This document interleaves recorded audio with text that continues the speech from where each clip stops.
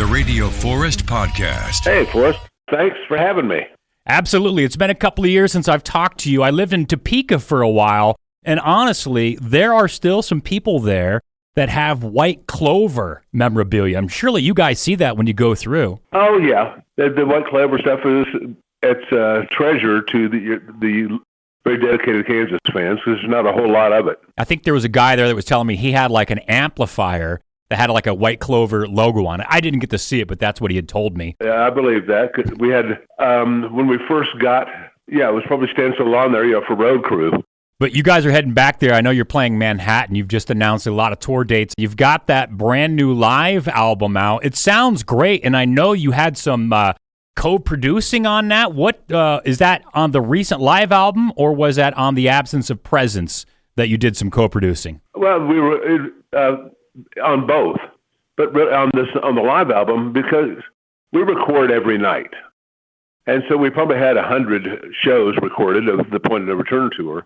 2019 was going to be our busiest year of all time, and we'd been doing the Point tour. Then COVID came, and we went home for a year and a half. We knew that at some point in time we were going to put out the Point of No Return Live and Beyond. So in that time, we thought, well, we've got all this stuff in the can. Let's just do the record now. It's keeps us busy anyway. So it was an unusual project because Chad Singer, our front of house engineer, and he's been our engineer in the studio. He did it all basically at his home on his laptop, and then would submit, all the mixes. We'd fill in. And Chad would select which version. Okay, for Dustin, when this night was the best night, and then we would go through the mixes and go through and make little changes.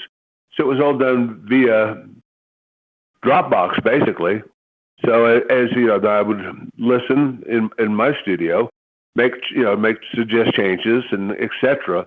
And so instead of sitting side by side in a room doing it, it makes it a little bit tedious because it just takes longer. Okay, goose the vocal right here. Well, to do that, it takes a day to get the coordination between all of us to see the message and to do it and hear it again. So it was a different way of doing things, but we had the time, being off for a year and a half. So, but I think it really came out well. It really sounds like us, and that's why we really wanted Chad mixing the whole thing, because that's what he does. He's the guy out front. He knows what we sound like live out front, so who would be better than to capture that? When you do producing, in addition to songwriting and playing guitar, do you get paid a little bit more for the producing work, or how does that work? When you've been on every album Kansas has released, do you get a bigger cut of that for the work that you do? Well, Phil and I are in what I would call the final count room, where after everything is paid, we pay ourselves. Phil and I do that because we want to maintain control of the project. But no, there's no salary that we take for that part of it. For us, like, say, Chad, a front of house band, he spent a lot of time going through all these different versions of each song, picking the best 5 in his opinion, then submitting it to us. So he was doing most of the lead work. He was paid a producer fee. Phil and I get the title, but we don't. It seems pointless to pay ourselves with our own money. So for this live album and also the last one from 2020, Absence of Presence, if your role was exactly the same, in theory, your cut's the same. Like if you did more producing work on the live album, that doesn't change what you see in the end. It's still the same. You're like, well, I'm in Kansas after everybody's paid. Then Phil Ehart and I, then we take our cut. Yeah, it's and realistically, hard product doesn't really sell. In the late 70s, early 80s, you could sell hundreds of thousands, if not millions, of actual product. Now, it's not even a tenth of. It's all downloads and streaming. Other than collectors and hardcore fans, nobody buys hard product anymore. So the success of an album today, outside of just a very few people, it's not a tenth of what it was in its heyday. There's no financial incentive to record an album. The bread and butter is live performance. That's where we've always traditionally got paid, except back in the glory days when there were actual record companies, record stores, CBS Record Club, all that kind of stuff. None of that exists anymore. So there is no revenue stream from any of that. So now we make records for the love of doing it, not for the paycheck. I saw somebody reference your band the other day, and I wanted to share that with you. James Hetfield, the lead singer of Metallica, was talking about hanging out with a friend rather recently. And let's listen to some music. They busted out a Kansas record and threw that on and listened to Carry On Wayward Son on vinyl. And I know Metallica has covered Kansas Live when they played Kansas City, as have Anthrax and Gwar. Now, I find it... And the Foo Fighters. And the Foo Fighters. Yeah, I find it funny, like the bands that you think would be inspired by Kansas, it's pretty self-evident. But when I think of bands like Anthrax and the Foo Fighters and Metallica's always talked about the new wave of British heavy metal, bands like Saxon and Motorhead.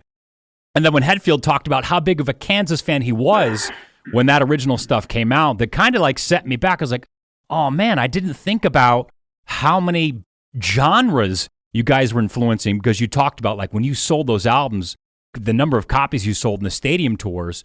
Have you already known that stuff, or is it ever a surprise to you? You're like, well, I didn't know Metallica's listening to Kansas. Well, it's understandable, and of course it's always a compliment.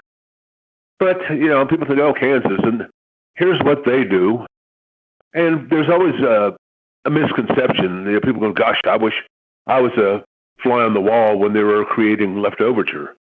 No, you don't. You don't want to meet your heroes ever, and you never want to be in that room. It's not what you think. We're not a bunch of wizards sitting around in a candlelit room conceiving of this concept. We're just a bunch of guys that was from Topeka that were putting something together, and we kind of edged it along in this direction. We're just normal people, and it's not as deep as people think as far as the concept of putting together. It's actually just working musicians doing what they do. And to finish that, so you wouldn't think that we were fans of Sam and Dave and the Righteous Brothers, Motown stuff, all of that. That's what we grew up on, are those things. And so those are influences that still influence my playing, which would be different than if I was only influenced by British prog. Phil and I play very heavy-handed, play hard, play loud, a lot of balls, and that's that more of a Mitch Ryder in the Detroit Wheels approach to the rhythm section, which gives Kansas its power. If our influences were more from the early British prog, it would be a little bit lighter.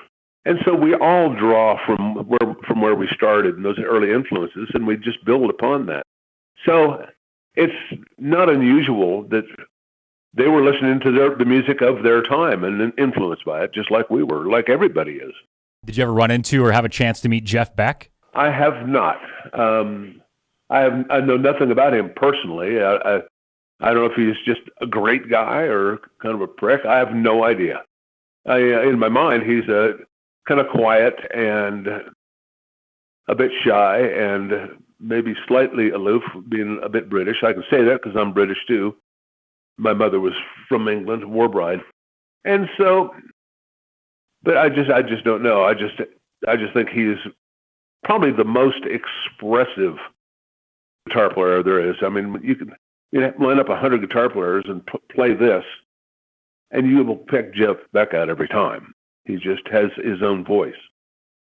So, Rich, when you head back to Manhattan, do you go for KU or K-State for basketball?